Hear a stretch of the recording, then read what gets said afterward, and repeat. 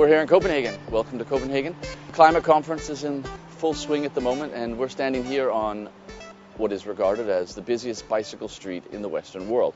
We have a long, proud tradition of cycling in Denmark and in Copenhagen. It all started to disappear in the 1960s with the advent of car culture. We've spent the last 30 years working hard towards reestablishing the bicycle as a feasible and acceptable form of transport here in the city. We can see here we're standing next to one of the city of Copenhagen's bicycle counters, and there's two reasons for implementing these bicycle counters in Copenhagen. One of them is that the data that is gathered here is transmitted to the city so they can track patterns, weather patterns, we get snowing, how many people are riding today or whatnot. But it's also to instill a form of civic pride in Copenhageners, because you know what, we don't notice the bicycles. The bicycles are tools for us. It's the quickest way to get around the city. So instilling the kind of civic pride in Copenhageners, hey, you know what, you live in the world cycling capital, and look how many people are riding, and hopefully this will encourage more people to ride. In Copenhagen at the moment we have 37% of all commuters choosing the bicycle to work or to educational institutions or schools and whatnot. 37%.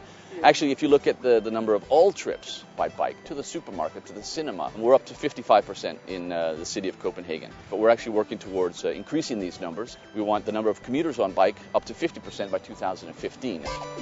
We're going to take a ride around Copenhagen and see some of the infrastructural things that we're doing to encourage more people to cycle and to keep our cyclists safe. And this street here is called Nørrebrogade, Northbridge Street. And we're going to take a ride up here because this is actually quite a well-known street this year and the last couple of years from an urban planning perspective and bicycle planning perspective. You can see we've, on this stretch, it's the busiest bicycle street in the Western world, 38,000 cyclists. But what we've done, first of all, is on some of the busy stretches here is we've doubled the bike lanes. We took another lane away from the cars, and we have a double bike lane here to accommodate the enormous amount of traffic. This is the first place in the world where we've created the green wave for cyclists. For 6 kilometers into the center of the city, all the traffic lights are coordinated for bikes. You have to ride 20 kilometers an hour. If you do that, you're not going to put a foot down all the way to the center of the city. The evolution of our bicycle culture and our bicycle infrastructure it's always evolving. We're always working on improving safety, improving the mobility of the bicycles. A lot of intersections we have pre-greens, we call them, where the lights for bicycles turn green seconds before the cars, between 2 seconds and in some cases up to 12 seconds before the cars. And this is just to allow the bicycle traffic to start flowing. But every intersection is individual. This intersection, this used to be one of the most dangerous intersections in Denmark. 15 serious accidents a year in this intersection here by the lakes. And now we've reduced it to 1 serious accident a year, which is absolutely amazing. And this is brand new from last week, is that we've introduced LED lights on our bicycle infrastructure to help avoid right turn conflicts between cars and bikes. So what we have is these flashing lights that indicate that a bicycle is on the way through the intersection. So it's only visible to cars and their side mirrors.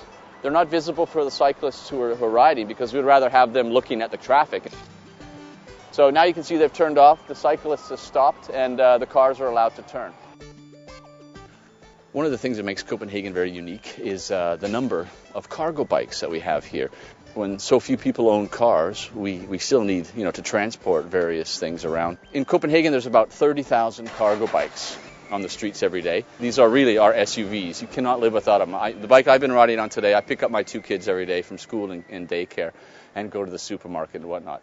So the problem with these is that they're expensive. You don't really want to leave them on the street. The city of Copenhagen has a new initiative, which they're just test driving at the moment, and this is a way to give our cargo bikes a place to park on the street.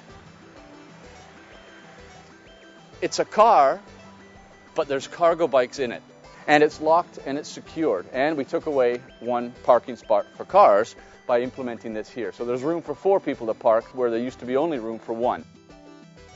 If you make the bicycle the quickest way to get around the city for the citizens, with separated bicycle infrastructure, with lots of initiatives for the bicycle, you're going to get everybody and their dog to do it. And they're going to do their bit for the environment and for reducing pollution in the city and all the good things and for the public health. I hope we can inspire, other cities to do the same, implementing the bicycle as a respected and accepted and feasible form of transport. And really, this is bicycle culture 2.0. The bicycle wasn't invented yesterday. All cities in the world used to have the bicycle as a main feature on the urban landscape. We did it again here in Copenhagen. Other cities are doing it again. It's possible for every city in the world.